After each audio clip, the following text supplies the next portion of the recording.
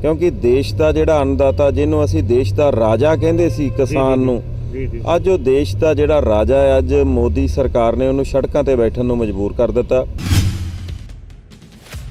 उत्थे जाके मेरा आपदा बड़ा मन भर आया कि जदों मैं वेख्या कि 80 85 साल दियां माता बजुर्ग और बच्चे कोई 6 महीने का गवाठ में कि छोटे छोटे बच्चे और लैके किसान भरा साडे उत्थे बैठे आ। कई सरकारां जिहड़ियां हुंदियां ने वो अंबानी ते अडानी चलाउंदे ने। जे आम आदमी पार्टी की सरकार हैगी फिर दिल्ली बंद क्यों नहीं हुई? MLA असीं भी आपदे कमरिਆਂ 'ਚ बह के असीं भी कह सकते असीं किसानां दे नाल उतों सवेरे 2-4 नारे ला के असीं फोटो पा रिया करिए ते वो लोकां दे विच वो भी एक मैसेज हैगा कि मैं 20 तरीक तक जिहड़ा है कि वो फिर भुख हड़ताल रखांगा और इस तो बाद भी जे कोई नहीं हल हुंदा तां फिर इस नूं दिन रात जिहड़ा कंटिन्यू कर। ते तुहानूं नहीं डर लगदा कि तुहाडे लोकां दी भी तबीयत खराब हो जाएगी? मोदी का तो अमित शाह का जिहड़ा रवैया जो है अड़ी वाला रवैया तुसीं वो देख ही रहे हो। उन्हां नाल वेखो जिहड़ा कल तुसीं एक वेख्या कि 16 साल का लड़का जिहड़ा है कि जिंदी जे ट्राली चों डिग के डैथ हुई वो साडे संत राम सिंह जी जिन्हां ने किन्नी दुनिया नूं जिन्हां ने कि गुरु दे नाल जोड़िया। उहदी गल आ कि इन्हां ने कोई आपदा आदमी भेजिया उन्हें उत्थे खालिस्तान दे नारे लाए। जदों लोकां ने उहनूं कुੱਟਿਆ जे वो किसान सी तो फिर किसानां ने उन्होंने कुੱਟਿਆ क्यों? उन्होंने गोली मारी ਸਿੰਘੂ ਬਾਰਡਰ ਤੇ ਉਹਨਾਂ ਨੂੰ ਹਸਪਤਾਲ ਜਮ੍ਹਾਂ कराया गया पानीपत। क्यों? इन्ना की रस्ते 'ਚ कोई हॉस्पिटल नहीं थी? गल है कि मैं सियासत तो पहला मैं एक किसान का पुत्र हाँ और असी तो नरेंद्र मोदी की हिक के उत्ते झंडा ला के बैठे हाँ कि उनकी अन्नी ते बोली सरकार दे जिहड़े आ कन्न खुल सकन। कभी भी गन्ने की जिहड़ी फसल की पेमेंट है वो 2 साल या 5 साल तो पहला नहीं मिली, जबकि पंजाब 'ਚ ਤਾਂ ਤੁਹਾਡੀ सरकार है। फिर तुसी अज किसानी का मुद्दा कर रहे हो, उदों तुसी क्यों नहीं कभी बोले?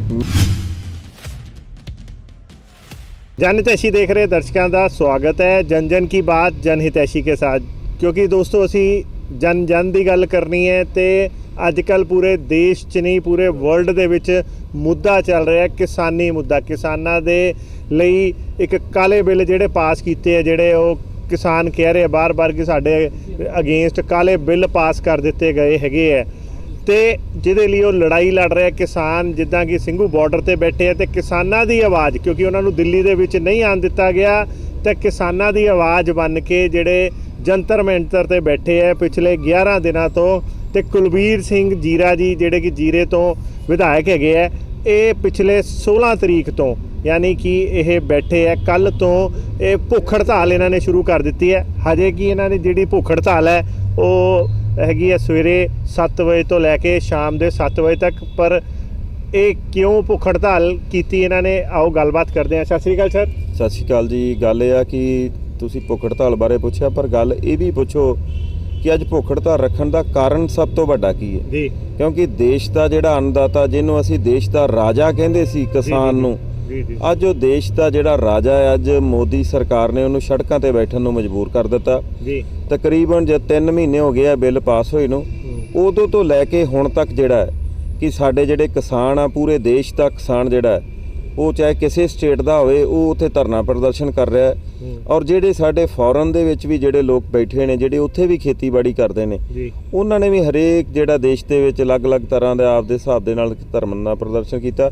और अज 23 दिन हो गए आ कि जिहड़े किसान दिल्ली के बार्डरां नूं जिन्हां ने घेरा पाया आण के बैठे आ और उन्हां च वेखो बजुर्ग बच्चे क्योंकि अज तो 5-7 दिन पहला मैं जिहड़ा सी उत्थे जाके आया 8 तरीक के नेड़े ਸਿੰਘੂ बार्डर ते उत्थे जाके मेरा आपदा बड़ा मन भर आया कि जदों मैं वेख्या कि 80 85 साल दियां माता बजुर्ग और बच्चे कोई 6 महीने का गवाठ में कि छोटे छोटे बच्चे और लैके किसान भरा साडे उत्थे बैठे आ। उन्हां दे समर्थन दे विच ही असीं जिहड़ा है कि अज सानूं 11वां दिन हो गया जिहदे च कि इत्थे साडे नाल सरदार जसबीर सिंह डिंपा जी और रवनीत सिंह बिट्टू जी और गुरजीत सिंह औजला और असी 4 जने हाँ कि अज 11वें दिन दे विच असी दाखल होए हैं। और उहदे च कि भुख हड़ताल का उस दिन किसान जथेबंदियां ने जो सानू क्योंकि असी उन्हां दा समर्थन कर रहे हैं जो किसान जथेबंदियां फैसला लै रही ने ਅਸੀਂ ਉਹ ਜਿਹੜਾ ਕਿ ਉਹਨਾਂ ਦਾ ਜੋ ਹੁਕਮ ਹੁੰਦਾ ਹੈ ਉਹਦੇ ਹਿਸਾਬ ਨਾਲ ਚੱਲਦੇ ਹਾਂ। ਜਿਵੇਂ ਪਹਿਲਾਂ ਕਿ 8 ਤਰੀਕ ਨੂੰ ਉਹਨਾਂ ਨੇ ਭਾਰਤ ਬੰਦ ਦਾ ਸੱਦਾ ਦਿੱਤਾ, ਸਾਰਾ ਭਾਰਤ ਜਿਹੜਾ ਸੀਗਾ ਉਹ ਬੰਦ ਹੋਇਆ, ਪਰ ਦਿੱਲੀ ਇਕੱਲੀ ਇੱਕ ਜਿਹੜੀ ਸੀਗੀ ਉਹ ਬੰਦ ਨਹੀਂ ਹੋਈ, ਕਿਉਂਕਿ ਦਿੱਲੀ ਚੱਲਦੀ ਰਹੀ। ਕਿਉਂਕਿ ਹਮੇਸ਼ਾ ਹੀ ਕਈ ਸਰਕਾਰਾਂ ਜਿਹੜੀਆਂ ਹੁੰਦੀਆਂ ਨੇ ਉਹ ਅੰਬਾਨੀ ਤੇ ਅਡਾਨੀ ਚਲਾਉਂਦੇ ਨੇ, ਪਰ ਦਿੱਲੀ ਦੇ ਵਿੱਚ ਤਾਂ ਆਮ ਆਦਮੀ ਪਾਰਟੀ ਦੀ ਸਰਕਾਰ ਹੈਗੀ ਹੈ ਜੇ ਗੱਲ ਕਰੀਏ। ਪਰ ਹੱਥ ਤਾਂ ਉਹਨਾਂ ਦੇ ਹੀ ਚੱਲਦੀ ਹੈ ਨਾ ਜੀ। ਜੇ ਆਮ ਆਦਮੀ ਪਾਰਟੀ ਦੀ ਸਰਕਾਰ ਹੈਗੀ ਫਿਰ ਦਿੱਲੀ ਬੰਦ ਕਿਉਂ ਨਹੀਂ ਹੋਈ ਜੀ? ਔਰ ਉਹਦਾ ਕਾਰਨ ਮੈਂ ਇਹ ਦੱਸਦਾ ਕਿ ਜਦੋਂ ਉਸ ਤੋਂ ਬਾਅਦ ਜਦੋਂ ਭੁੱਖ ਹੜਤਾਲ ਸੀ ਉਦੋਂ ਵੀ ਇੱਕ ਆਮ ਆਦਮੀ ਪਾਰਟੀ ਦੇ ਮੁੱਖ ਮੰਤਰੀ ਸਾਹਿਬ ਨੇ ਇੱਕ ਜਿਹੜਾ ਬਿਆਨ ਦਿੱਤਾ ਕਿ ਮੈਂ ਘਰ ਬਹਿ ਕੇ ਇਕਾਂਤਵਾਸ ਹੋ ਕੇ ਮੈਂ ਭੁੱਖ ਹੜਤਾਲ ਜਿਹੜੀ ਕਰਾਂਗਾ। ਮੈਂ ਉਦੋਂ ਵੀ ਕਿਹਾ ਪ੍ਰੈਸ ਨੂੰ, ਮੈਂ ਕਿਹਾ ਇਹ ਕਿਹੜੀ ਭੁੱਖ ਹੜਤਾਲ ਆ? ਜੇ ਬੈਠਣਾ ਹੈ ਤਾਂ ਆਪਦੇ ਘਰ ਦੇ ਬਾਹਰ ਬੈਠੋ, ਘਰ ਦੇ ਬਾਹਰ ਬੈਠੋ, ਲੋਕਾਂ ਨੂੰ ਪਤਾ ਲੱਗੇ, ਕਿਸਾਨਾਂ ਨੂੰ ਪਤਾ ਲੱਗੇ ਕਿ ਸਾਡੀ ਲੜਾਈ ਤੁਸੀਂ ਲੜ ਰਹੇ ਹੋ। ਅੱਜ ਸਾਡਾ ਵੀ ਜੀ ਕਰਦਾ, ਅਸੀਂ ਵੀ ਤਿੰਨੇ MP ਹੈ MLA, ਅਸੀਂ ਵੀ ਆਪਦੇ ਕਮਰਿਆਂ 'ਚ ਬਹਿ ਕੇ ਅਸੀਂ ਵੀ ਕਹਿ ਸਕਦੇ ਅਸੀਂ ਕਿਸਾਨਾਂ ਦੇ ਨਾਲ ਆ। ਉੱਥੋਂ ਸਵੇਰੇ 2-4 ਨਾਅਰੇ ਲਾ ਕੇ ਅਸੀਂ ਫੋਟੋ ਪਾ ਰਿਆ ਕਰੀਏ ਤੇ ਉਹ ਲੋਕਾਂ ਦੇ ਵਿੱਚ ਉਹ ਵੀ ਇੱਕ ਮੈਸੇਜ ਹੈਗਾ। ਪਰ ਸਾਨੂੰ ਅੱਜ 11 ਦਿਨ ਹੋ ਗਏ, ਦਿਨ ਹੋਵੇ ਰਾਤ ਹੋਵੇ, ਅਸੀਂ ਇੱਥੇ ਜਿੰਨੀ ਕੜਾਕੇ ਦੀ ਠੰਡ ਆ, ਜੇ ਸਾਡੇ ਉਹ ਭੈਣ ਭਰਾ ਕਿਸਾਨ ਜਿਹੜੇ ਬੈਠੇ ਆ, ਅਸੀਂ ਵੀ ਕਿਸਾਨ ਦੇ ਪੁੱਤਰ ਆ। ਇਸੇ ਕਰਕੇ ਮੈਂ ਉਦੋਂ ਇਹ ਫੈਸਲਾ ਕੀਤਾ ਸੀਗਾ ਕਿ 14 ਤਰੀਕ ਦੀ ਜਿਹੜੀ ਹੈ ਭੁੱਖ ਹੜਤਾਲ ਦਾ ਅਸੀਂ ਸਮਰਥਨ ਦੇਵਾਂਗੇ, ਔਰ ਉਸ ਤੋਂ ਬਾਅਦ 16 ਤੋਂ ਲੈ ਕੇ ਮੈਂ 20 ਤਰੀਕ ਤੱਕ ਜਿਹੜਾ ਹੈ ਕਿ ਉਹ ਫਿਰ ਭੁੱਖ ਹੜਤਾਲ ਰੱਖਾਂਗਾ। ਔਰ ਇਸ ਤੋਂ ਬਾਅਦ ਵੀ ਜੇ ਕੋਈ ਨਹੀਂ ਹੱਲ ਹੁੰਦਾ ਤਾਂ ਫਿਰ ਇਸ ਨੂੰ ਦਿਨ ਰਾਤ ਜਿਹੜਾ ਉਹ ਕੰਟੀਨਿਊ ਕਰਾਂਗੇ। ਮਤਲਬ ਫਿਰ ਪੂਰੇ ਦਿਨ ਦੀ ਭੁੱਖ ਹੜਤਾਲ ਸ਼ੁਰੂ? ਬਿਲਕੁਲ ਜੀ।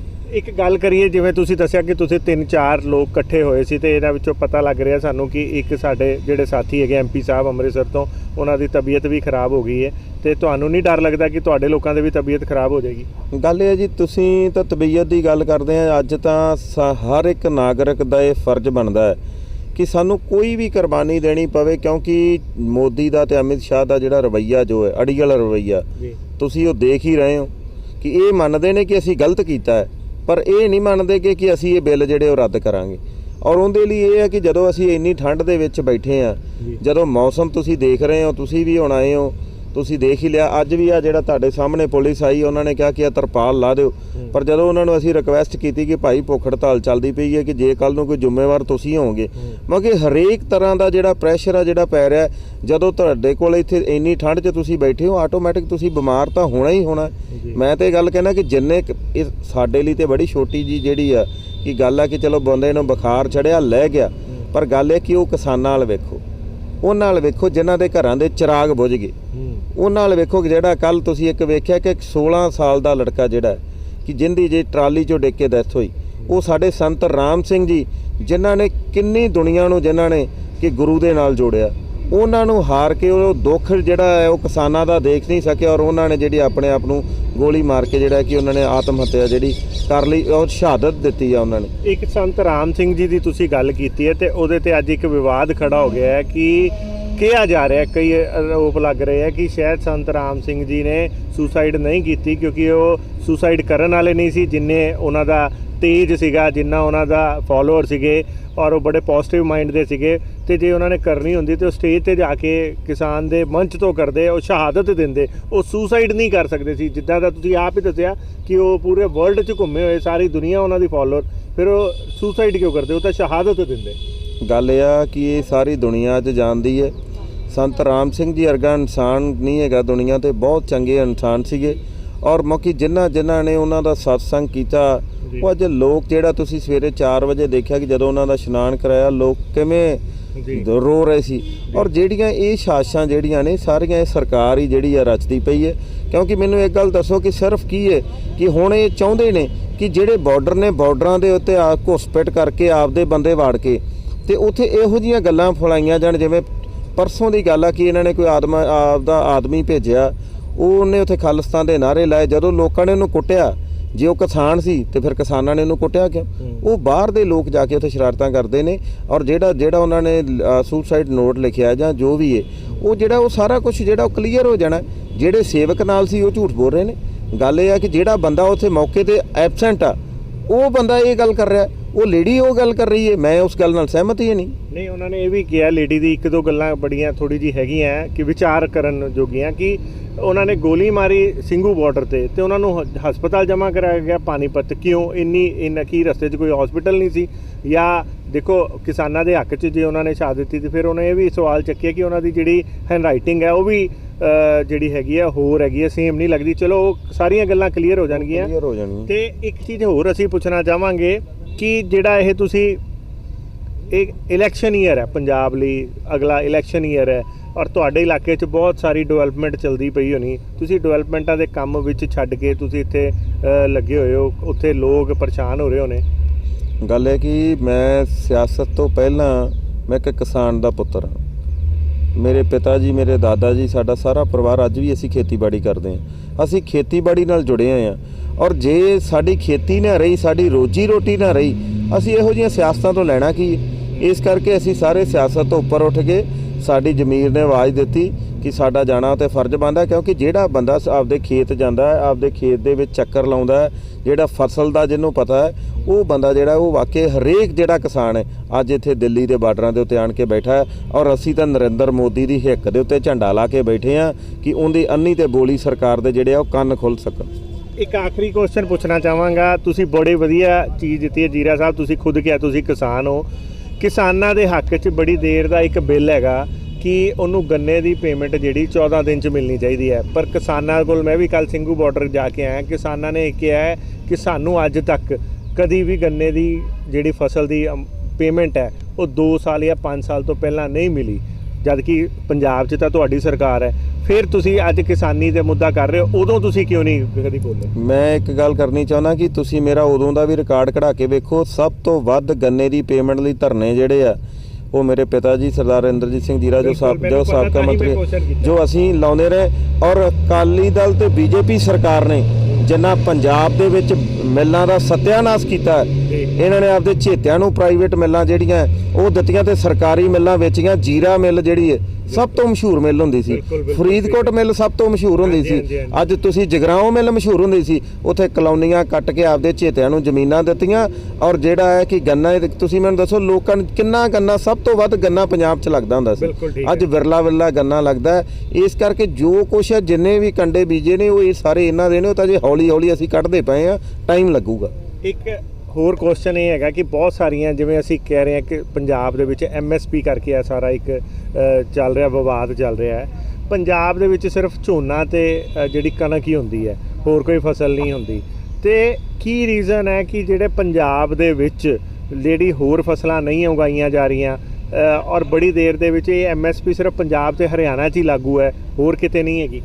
ਮੈਂ ਇੱਕ ਗੱਲ ਤੁਹਾਨੂੰ ਪੁੱਛਣੀ ਚਾਹੁੰਦਾ, ਤੁਸੀਂ ਦੱਸੋ, ਤੁਸੀਂ ਵੀ ਪੰਜਾਬ ਜਾਂਦੇ ਹੋ, ਆ ਜਿੰਨਾ ਕਿੰਨੂ ਆਉਂਦਾ ਅਬੋਹਰ ਤੋਂ ਆਉਂਦਾ। ਬਿਲਕੁਲ ਗੱਲ ਇਹ ਗਵਾਰਾ ਜਿਹੜਾ ਉਧਰਲੇ ਬੰਨੇ ਆ, ਕਪਾਹ ਨਰਮਾ ਉਧਰਲੇ ਬੰਨੇ ਆ, ਪਰ ਇਹ ਹੈ ਕਿ ਜਦੋਂ ਕਿਸੇ ਚੀਜ਼ ਦਾ ਸਾਨੂੰ ਸਹੀ ਮੁੱਲ ਹੀ ਨਹੀਂ ਮਿਲਣਾ ਗਾ ਤੇ ਕਿਸਾਨ ਕਰੂਗਾ ਕਿ ਕਿਸਾਨ ਇਦੋਂ ਬਾਅਦ ਤਾਂ ਫਿਰ ਇਹੀ ਕਹਿੰਦਾ ਹੋ ਸਕਦਾ ਕਿਸਾਨ ਜਿਹੜਾ ਅਮੀਰ ਹੋ ਜੇ। ਅਮੀਰ ਤਾਂ ਹੋ ਜੇ ਕਿਉਂਕਿ ਕਈ ਫਸਲਾਂ ਇਹੋ ਜਿਹੀਆਂ ਨੇ ਜਿਹੜੀਆਂ 2 ਮਹੀਨਿਆਂ ਬਾਅਦ 3 ਮਹੀਨਿਆਂ ਦਾ ਜਿਹਨਾਂ ਦਾ ਟਾਈਮ ਪੀਰੀਅਡ ਜਿਹੜਾ ਘੱਟ ਆ, ਪਰ ਉਹਦੇ 'ਚ ਇੱਕ ਗੱਲ ਤੁਸੀਂ ਵੇਖੋ ਕਿ ਜਦੋਂ ਉਸ ਚੀਜ਼ ਨੂੰ ਜਦੋਂ ਮੰਡੀ ਦੇ ਵਿੱਚ ਰੁਲਣਾ, ਜਦੋਂ ਉਹਨੇ ਵਿਕਣਾ ਹੀ ਨਹੀਂ ਗਾ, ਜਦੋਂ ਇਹ ਹੈ ਕਿ ਜਿਹੜੇ ਪ੍ਰਾਈਵੇਟ ਘਰਾਣੇ ਉਹਨਾਂ ਨੇ ਆਪਦਾ ਜਿਹੜੀ ਇੰਨੀ ਮੈਜੋਰਟੀ ਬਣਾਈ ਹੋਈ ਹੈ ਕਿ ਆਹ ਰੇਟ ਚੱਲੂਗਾ ਤੇ ਇਸ ਵਿਕੂਗਾ, ਉਹ ਇਸ ਕਰਕੇ ਇਹ ਹੈ ਕਿ ਲੋਕ ਕਣਕ ਤੇ ਝੋਨਾ ਤੇ ਛੋੜੋ ਤੋਂ ਰੂਟੀਨ ਬਣੀ ਹੋਈ ਹੈ ਕਿ ਆੜਤੀਏ ਨਾਲ ਇੱਕ 9 ਮਾਸ ਵਾਲਾ ਰਿਸ਼ਤਾ, ਕਿਉਂਕਿ ਜਦੋਂ ਫਸਲ ਬੀਜਣੀ ਹੈ ਉਦੋਂ ਵੀ ਆੜਤੀਏ ਕੋਲ ਜਾਣਾ, ਜਦੋਂ ਉਹਦੀ ਰਾਖੀ ਕਰਨੀ ਹੈ ਉਦੋਂ ਵੀ ਜਾਣਾ, ਕਿਉਂਕਿ ਰੇਹ ਖਾਦ ਜੋ ਵੀ ਲੈਣਾ ਹੈ ਉਦੋਂ ਵੀ ਆੜਤੀਏ ਕੋਲ, ਔਰ ਜੱਟ ਨੇ ਤਾਂ ਖੀਰ ਤੇ ਆਣ ਕੇ ਆੜਤੀਏ ਨਾਲ ਹਿਸਾਬ ਕਰਨਾ।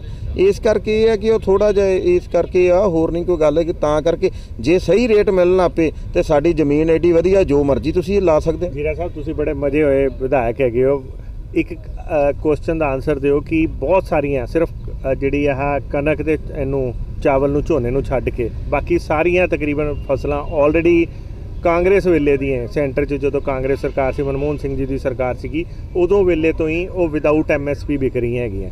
ਉਹ ਫਿਰ ਚੀਜ਼ਾਂ ਕਿਉਂ ਲਾਗੂ ਕੀਤੀਆਂ? ਆਹ 2 ਚੀਜ਼ਾਂ ਤੇ ਜਦੋਂ ਅੱਜ BJP ਨੇ ਕੀਤੀ ਤੇ ਆਪਾਂ ਰੌਲਾ ਪਾ ਲਿਆ। ਗੱਲ ਦੱਸਾਂ ਕੀ ਹੈ ਜੀ, ਕੋਈ ਜਦੋਂ ਆਪਣੇ ਤੁਹਾਨੂੰ ਮੈਂ ਅੱਗੇ ਦੱਸਿਆ ਕਿ ਆਪਣੇ ਜਿਹੜਾ ਕਿ ਕਣਕ ਤੇ ਝੋਨੇ ਦੀ ਜ਼ਿਆਦਾ ਗੱਲ ਆ, ਅਬੋਹਰ ਤੁਸੀਂ ਫਰੂਟ ਦੀ ਗੱਲ ਕੀਤੀ, ਮੈਂ ਫਰੂਟ ਦੀ ਗੱਲ ਕਰ ਰਿਹਾ, ਕਿਉਂਕਿ ਉਹ ਜਿਹੜਾ ਹੈਗਾ ਉਹ ਕਿੰਨੂ ਜਿਹੜਾ ਹੈ ਉਹ ਸਿਰਫ ਉੱਥੇ ਵਿਕਦਾ ਆਪਣਾ ਅਬੋਹਰ ਦੇ ਵਿੱਚ ਲੱਗਦਾ, ਅਬੋਹਰ 'ਚ ਹੀ ਹੁੰਦਾ।